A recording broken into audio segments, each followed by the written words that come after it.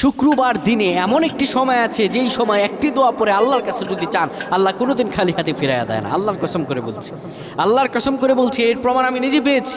শুক্রবার আল্লাহ দোয়া কবুল করে।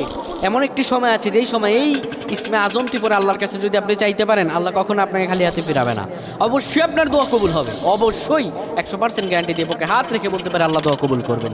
শুক্রবার যখন ইমাম সাহেব খুতবা দেয়, আরবি খুতবা, দেখবেন দুই খুতবার মাঝখানে বসে যায়, তখন আপনি ইসমে আজমটি পর আল্লাহর কাছে দোয়া করবেন। ইসমে আজমটি হলো আল্লাহুম্মা ইন্নী আসআলুকা বিআন্না লাকাল হামদ লা ইলাহা ইল্লা আনতাল মান্নানু বাদিউস সামাওয়াতি ওয়াল আরদ ইয়া যাল জালালি ওয়াল ইকরাম।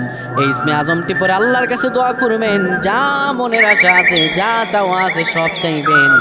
ওই সময়টারে বাবা, দোয়া চাইলে আল্লাহ কোনোদিন খালি হাতে ফিরায় দেয় না। যত মানুষ দোয়া